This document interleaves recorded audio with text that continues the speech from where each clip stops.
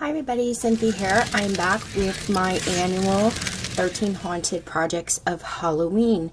And for those of you that haven't been watching me or are new to my channel, I do one project a week for 13 weeks leading up to the week of Halloween. And a lot of my projects, not all of them, but even if you don't celebrate Halloween or like Halloween, a lot of the projects I do, you can do you can adapt for any holiday, including this one. So it's going to be super simple and fun, and what I used on most of them was some Halloween jumbo confetti. You got 24 pieces for 98 cents, and I got a lot of different ones. These are skulls and spiders. I got pumpkins and ghosts, which you'll see on some of my packages. But for most of the boxes, I use these. And then I decided to use this really cute stamp.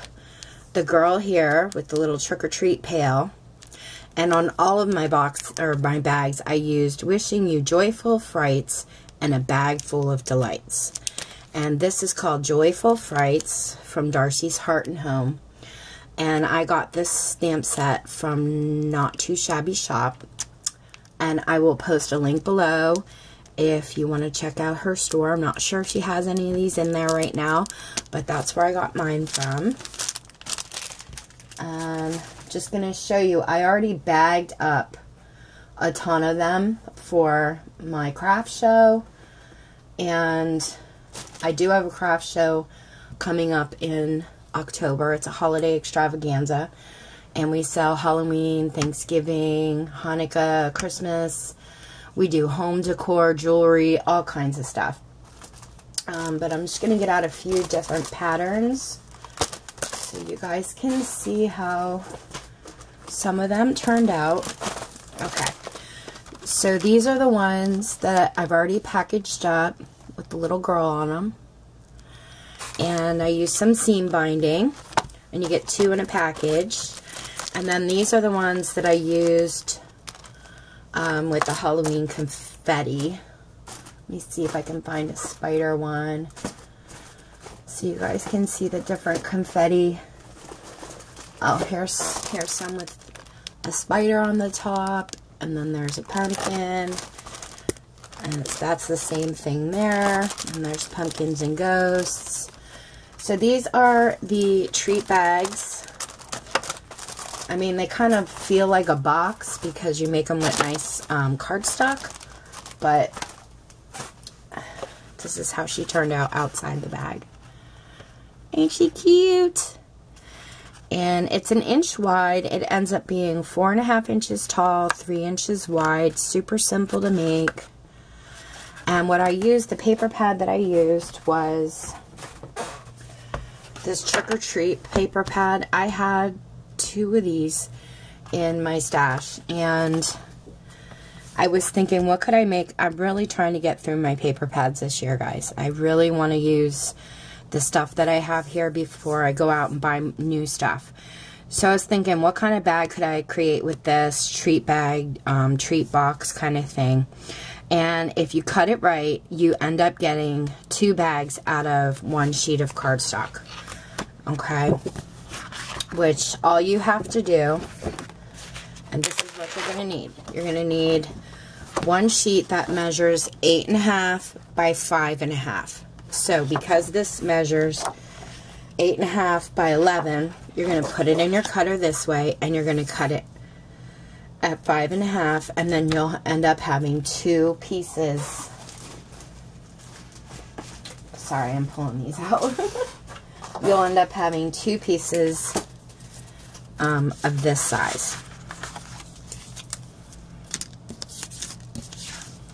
Okay, so you can get 2 treat boxes out of 1 sheet, which I thought was great because I could really use up a lot of this paper.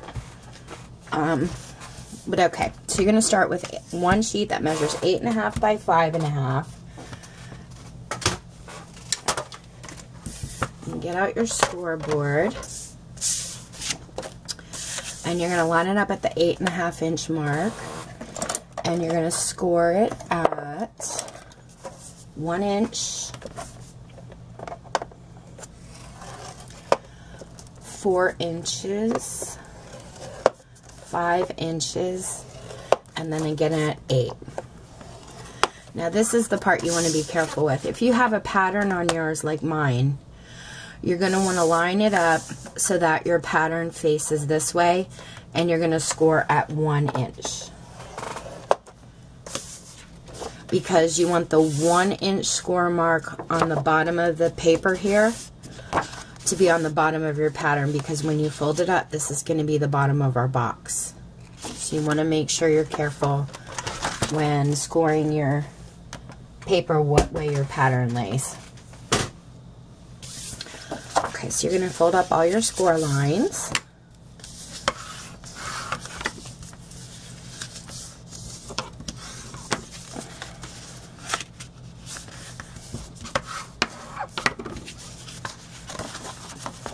And like I said, you can use any stamp sets or decoration. They have, at Walmart, they have Halloween confetti, and they have Christmas as well. So these would make nice little Christmas treat bags, and then you could put them in for stocking stuffers, so it doesn't necessarily have to be a Halloween theme. Okay, so once you have everything's folded up, you're going to go in at the bottom here, this little 1/2 inch piece, and you're going to cut that off. And I cut it at a little angle here, and then at the top, a little angle here. And then again at the bottom where we scored it at the 1 inch, you're going to cut up on all of your score lines to meet up with the next score line. Just don't cut over. You're making yourself little tabs for the bottom of the box, and you're going to do that again here. So you should have 1/2 inch piece on the side, and you should have 4 tabs on the bottom. The 2 small square tabs, and then these 2 here. Okay, so then I'm going to fold in my 1/2 inch piece, and you are welcome to use double-sided tape if you'd like. I'm just going to be using a little bit of liquid glue for mine.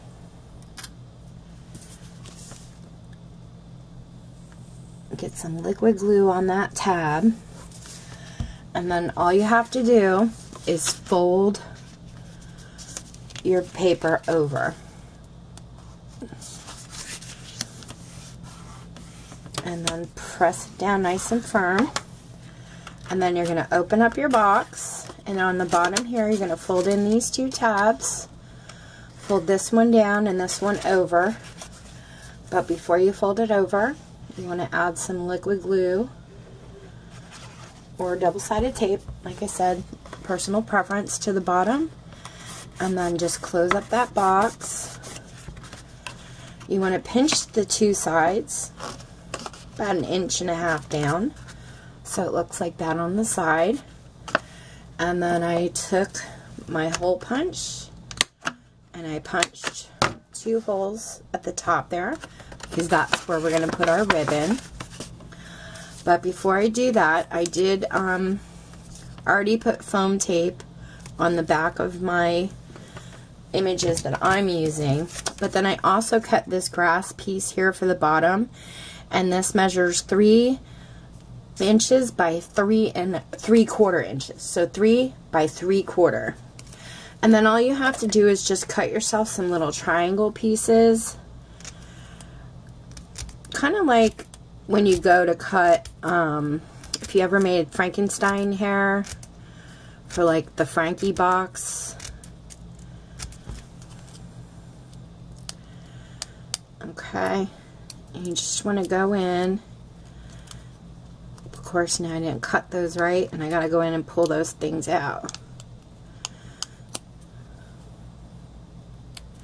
Okay, so you're just cutting little grass pieces all the way across.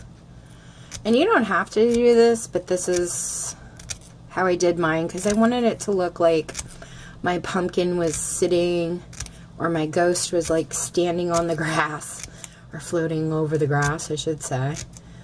And this little girl here, like she was trick-or-treating through the grass.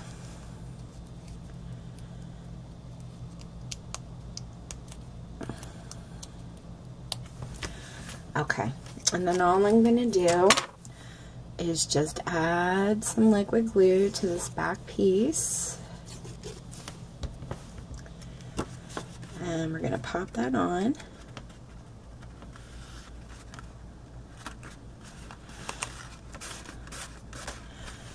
And you may want to run your bone folder inside on the bottom there just to make sure that's really adhered down well.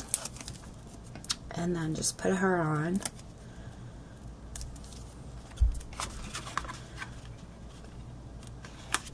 And then right above that, I put my sentiment. I think this is so cute.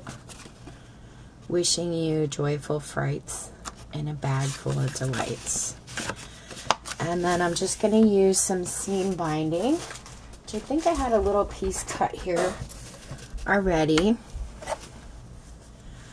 But you can use any kind of decorative ribbon you want. I'm just going to put it through those 2 holes.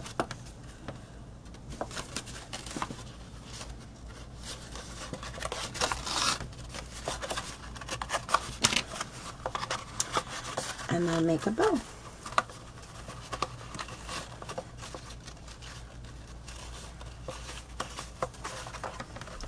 And just trim this little piece off here. And that's it, guys. That's how you make these cute little trick-or-treat bags. If you guys have any questions, let me know. Thank you so much for watching. And next week, I'm just going to give you a sneak peek.